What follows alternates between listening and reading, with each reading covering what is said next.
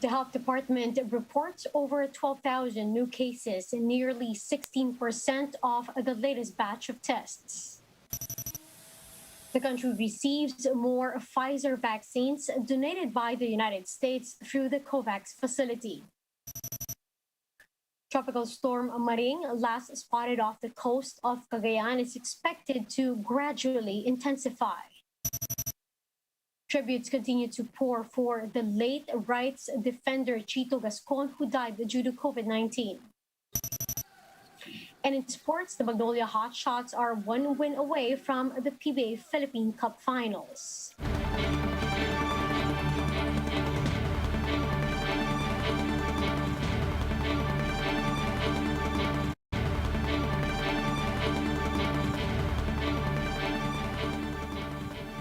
Fast, focused, and fearless. Here's a roundup of stories we're watching now. I'm Riza Diaz.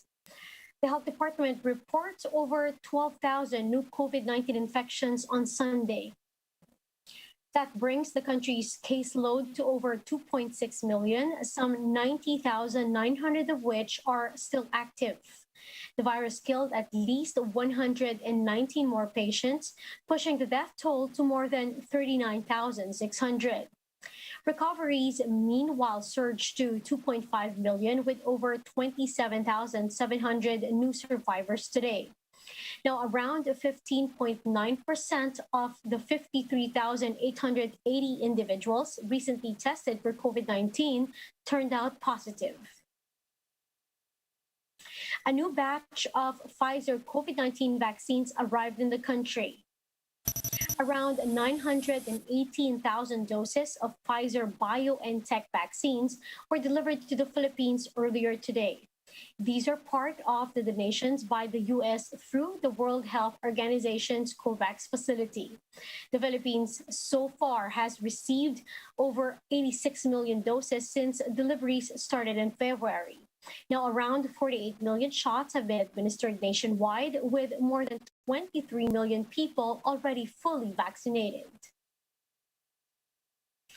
The government eases COVID-19 protocols for incoming passengers from green and yellow listed countries in a bid to help boost the country's investment climate. Mobile journalist Pamela Vasquez gives us a front seat to the story. After more than a year, the IATF is finally relaxing the rules for incoming passengers. Effective October 8, fully vaccinated passengers coming from green and yellow list countries will only be required to do facility-based quarantine for a minimum of 5 days. Then they will be swabbed. If they test negative, they can finish the rest of the quarantine at home. This is much shorter than the 7 and 10-day requirement before. On the other hand, unvaccinated or partially vaccinated passengers will still have to undergo quarantine at a facility for 7 days with swab testing on the 7th day. If they test negative, they can be sent home for another week of quarantine. In this setup, the burden is on the Bureau of Quarantine to strictly monitor passengers' health. Dapat yakin ng Bureau of Quarantine ang striktong symptom monitoring habang nasa facility ang pasahero. Sa kaso ng mga dayuhan o foreign nationals, kinakailangan makakuha sila ng sariling pre-booked accommodation na hindi bababa sa 6 na araw para sa fully vaccinated. According to Trade Secretary Mon Lopez, this should help bring in more investments. More importantly, yung mga investors, mamumuhunan na gustong pumunta po dito, actually nadi-discourage sila pag naririnig nila noon na 14 days quarantine. In a way, nakaka-apekto rin yan sa paglago, pag-recover natin. There's an extra step though. Travelers will need to present proof of vaccination. For OFWs and their families, they will need a certificate from the Philippine Overseas Labor Office in their country of origin. For Filipinos or foreigners who got their jobs in the Philippines, they will need a VaxCert PH digital certificate or the yellow BOQ issued international certificate of vaccination. And for non-OFWs and foreigners vaccinated abroad, a digital certificate from a foreign government which has a reciprocal arrangement with the Philippines is required. Mobile journalist Pamela Vasquez, We Are One News. And we'll be back with more stories after the break. Keep it here on One News.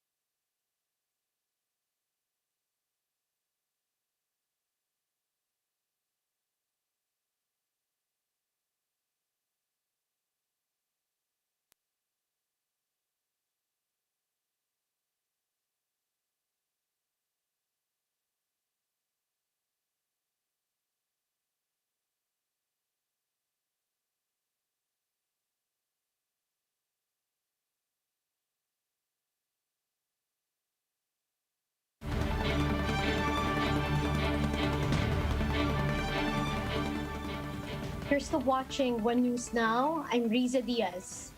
Tropical storm Maring is expected to intensify as it moves over the Philippine Sea east of Cagayan. Maring's center was last spotted by Pag-asa 645 kilometers east of Tuguegarao City, Cagayan at 4 p.m. It's packing maximum winds of up to 85 kilometers per hour near the center, with gustiness of up to 105 kilometers per hour. The tropical storm is forecast to continue moving west-northwestward in the next 12 hours. Maring is also expected to gradually intensify and may be upgraded to a severe tropical storm later tonight or early tomorrow. Now, because of a tropical storm Maring, a signal number 2 is declared over Batanes, Cagayan, including Babuyan Islands, northern portion of Isabela, Apayao, northern portion of Kalinga, and northern portion of Ilocos Norte. Areas flashed on your screen, meanwhile, are now under signal number 1.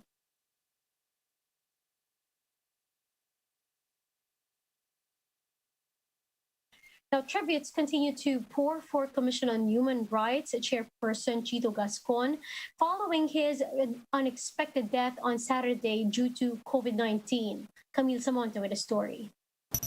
Friends and colleagues continue to mourn the passing of Commission on Human Rights Chairperson Chito Gascon.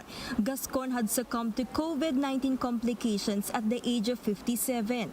On Sunday, they paid their respect in a memorial service in the Liwasang Jokno at the CHR office. CHR spokesperson Attorney Jacqueline De Guia admitted Chito's death was very sudden and unexpected. She also shared that before Gascon's passing, he once again showed his selflessness. He would always think of others before himself. He didn't like to be really hospitalized. He thought he was faring well also. And he also wanted to go home and recover, and thinking that, the bed was for somebody else who was needing it more than him. De Guia added that Chito will be remembered as a person who stood by his principles despite all criticisms thrown at him. Kita mo talaga yung puso niya doon sa gusto niyang mangyari sa trabaho. And he forged on. He could have easily given up. He could have been affected. He could have taken the easy way out. But he rallied on. He knew that the CHR was needed most at that time until now. And he held on the fort up until his last day. Chito's longtime friend and former colleague Arnel Casanova described him as a very simple and compassionate person. Napaka-low profile na tao, napaka-down to earth, pero kung magtitingnan mo ang kanyang karanasan at ang kanyang achievements, you'll be amazed. No? At saka yung higit doon siguro, yung pagmamahal niya sa kapwa niya. No? And that's also why I think he's very happy serving in the CHR, the Commission of the Human Rights, despite all the difficulties and challenges that he had to face. Former Supreme Court spokesperson Attorney Ted De meanwhile hailed Gascon for upholding human rights in the country. He was the right CHR chair at the right time. No? Nung panahon na kinailangan ng isang taong tumindig at para sa karapatang tao, no, at hindi aatras, no, kahit na anumang batikos, kahit na anong panlalait, pagmumura, no, kahit anong gawin sa kanya at sa komisyon, no, si Chito yung tumindig. Gascon had been a human rights defender since the Marcos regime. He was also a vocal critic of the Duterte's administration's bloody drug war. He was appointed in 2015 as CHR chair by the late former President Benigno Aquino III. Prior to that, he was a member of the Human Rights Victims Claim Board, which was tasked to receive, evaluate, and investigate reparation claims made by victims of human rights violations during martial law. The human rights lawyer and political activist was also the youngest member of the Constitutional Commission that drafted the 1987 Constitution as well as the 8th Congress. Following his passing, Commissioner Karen Gomez Dumpit is set to serve as the officer in charge. For News 5, Camille Samonte, We Are One News.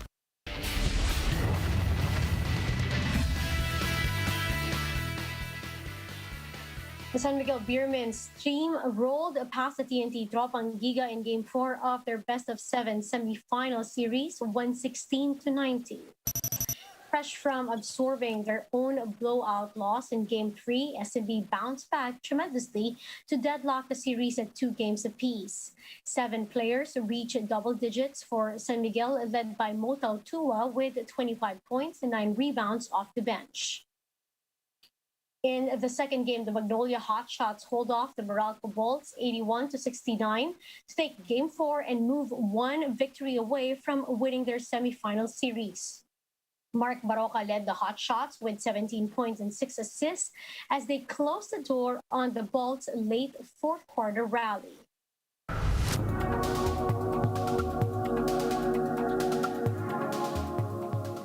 Toy maker Mattel teams up with European Space Agency to create an astronaut Barbie. This is to inspire young girls to take up careers in the space industry. Let's get more details from this Bloomberg Quick Take.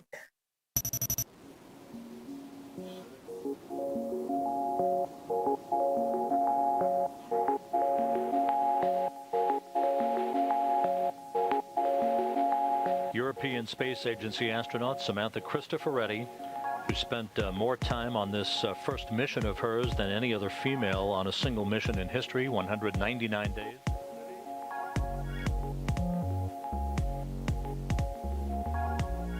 And for about 20 seconds, each time the airplane flies that parabolic trajectory inside the cabin of the aircraft, you are actually weightless, which means you are floating around in the cabin, just like I will be floating weightless inside the space station.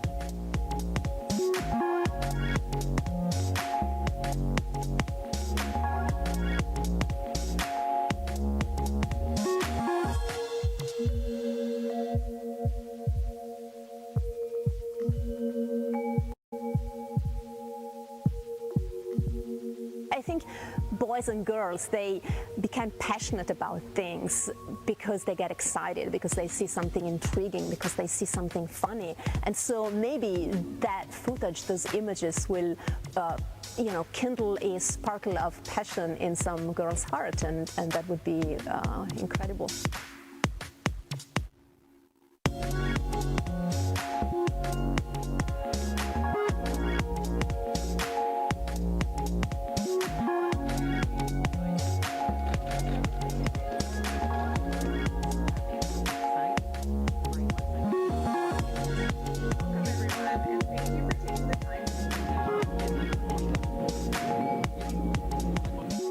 God, that's incredible. Yes, that's exactly what you want, right? Like, I mean, look at Legos. How many girls get to play with dolls that are astronauts? How inspirational is that?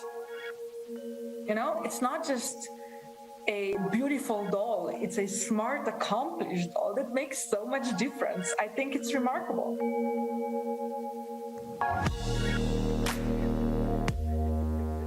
UNUSA is having a Space for Women mentorship program. And they will be broadcasting mentors, all these women who are already mentoring the younger generation, together with their quotes and occupations.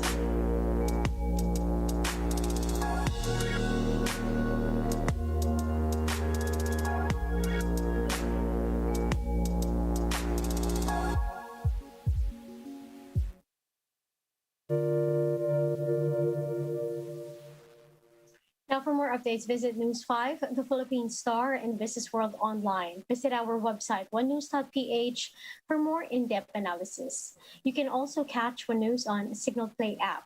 Register for a free account now at www.signalplay.com and stream One News live anytime, anywhere.